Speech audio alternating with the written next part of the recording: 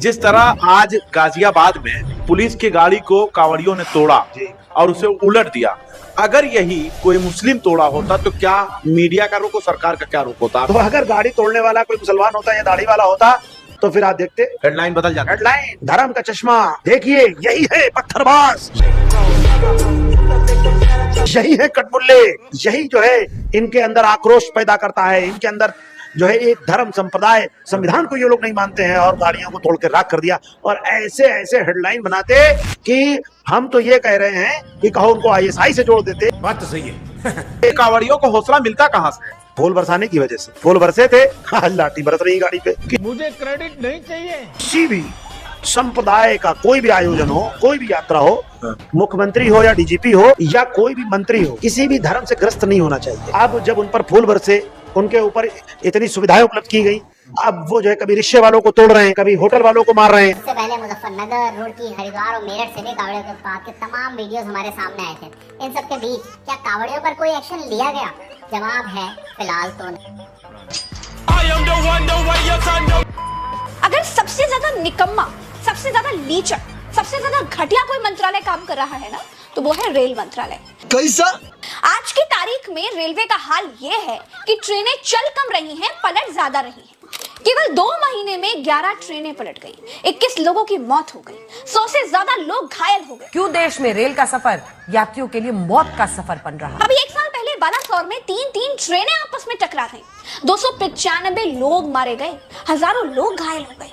मोदी के रेल मंत्री ट्रेनों को कवच पहनाने की बकलोली करते रहे। बिल्कुल ठीक कह रहे हो तुम, बिल्कुल ठीक कह रहे हो। निकम्मेपन का अंदाजा आप इससे लगा सकते हैं दोस्तों कि जिस अयोध्या के स्टेशन पर दुनिया की नजरें लगी थी, उस अयोध्या स्टेशन की दीवार पहली ही बारिश में गिर गई। रेल मंत्री को ये सब कुछ बड़ी छोटी बातें लगती हैं। हमारे यहाँ ऐसे छोटी घटना नहीं, आंख का पानी मर जाना बोलते हैं। और जिसकी आंख का पानी मर जाता है ना, वो बेशर्म हो जाता है, और बेशर्म इंसान कुछ भी बोल सकता है। कल राहुल गांधी जी ने बहुत अच्छा भाषण दिया। उन्होंने कहा कि एक चक्रव्यूह रची गई, उस चक्रव्यूह में जो है द्रोणाचार्य, कर्ण, कृपाचार्य, कृतवर्मा, अश्वत्थामा और शकुनी, और फिर उन्होंने 6 नाम लिए। ठीक है, मैं यहाँ पर बैठे किसी को शकुनी बोलूं तो क्या बोलेगा? तब तो लगेगा कि गाली दे दिया जी। इसलिए मैं आपको कहता हूं कि बोलने से पहले सोचना पड़ेगा 10 बार। ये संसद है, सड़क नहीं। अभी बदत है भाई, अभी बदत है। इन्होंने कहा शकुनी नाम गाली है, तो मैं आपको इतना बता दूं के शर्मा, इतिहास या तो पढ़ के आया कीजिए या अपने साथियों का ही पढ़ लिया कीजिए। सम्राट चौधरी आपके उप मुख्यमंत्री हैं, उनके पिताजी का नाम शकुनी चौधरी है। तो आप शकुनी नाम को जो आप गाली कह रहे हैं, ये अपने आप में एक फिर से हास्यास्पद चीज है, और निश्चित तौर पर आप सम्राट चौधरी को गाली दे रहे हैं।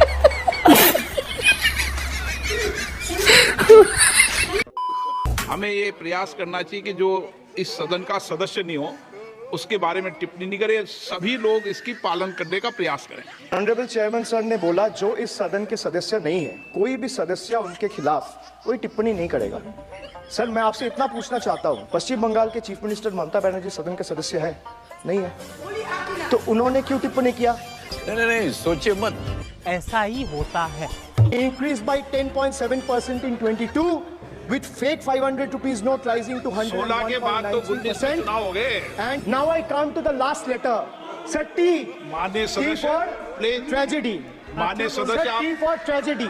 माननीय सदस्य, आप वर्तमान बजट में बोले 2016 के बाद तो 2019। सर मैं जब बिप्लब देव बोल रहा था, तब 100 साल पुराना बात कर रहा था, 50 साल पुराने इमरजेंसी का बात कर रहा था, तब आप चुप थे, और आप डिमोनेटाइजेशन का बात कर रहा हूं, आपको चुप रहे।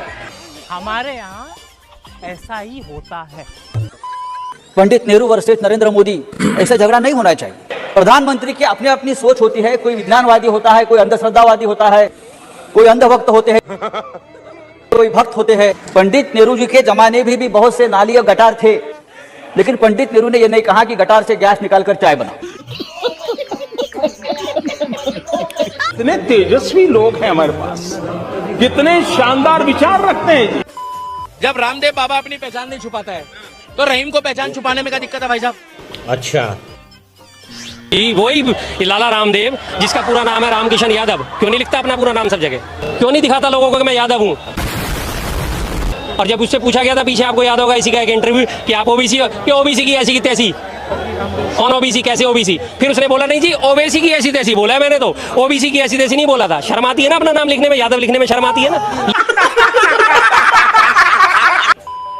देख रहा है एक अकेला कितनों को भारी पड़ रहा है। चू कित कित में चू धरा 400 में कित कित कित कित कित कित कित कित कित कित कित कित कित कित कित कित कितना हुआ 240। एक अकेला सब पे भारी निकल गई है गड़ी सारी। अभी ये देखो ना यार, 8,500 करोड़ रुपए कम होते हैं क्या मिनिमम बैलेंस की पेनल्टी के नाम पर? कि आपके अकाउंट में मिनिमम बैलेंस नहीं है साहब, इस पेनल्टी के नाम पर देश भर से 8,500 करोड़ रुपया निकलवा लिया गया है। अरे एक तो वैसे ही मिनिमम जा रहा है, उस पर तुमने पेनल्टी भी लगा दिया है। बेटा बरसों हो गए किसी नेता के लिए ताली बजाए, अब तो सिर्फ गाली देने का मन करता है। उस जमाने में 6 सिलेंडर सब्सिडी के मिलते थे, चुनाव से पहले इन्होंने 9 किए और मार्केट रेट 1241 था। नहीं एक मिनट, अपने कैमरामैन से कहिए फोकस करें। कैमरामैन जल्दी फोकस करो। इंडियन ऑयल की वेबसाइट पे 1264 रुपए जनवरी 2014 मैं कहता हूं, मैं जिम्मेवारी से कहता हूं अपने कैमरामैन से फोकस करें। अब मैं पूरी बात, एक रसीद दिखा दे जिसमें 1241 रुपए में सिलेंडर लिए हूं। बात तो सही है। ये दिखा दे, इनके खानदान के लोग दिखा दे, नरेंद्र मोदी जी के पूरी परिवार दिखा दे, और ये भी दिखा दे जो आदमी कह रहा है। सपने देख रहा था मैं। गजब बेइज्जती। मंदिर से रोजगार क्यों नहीं मिलेगा? किसे मिलेगा?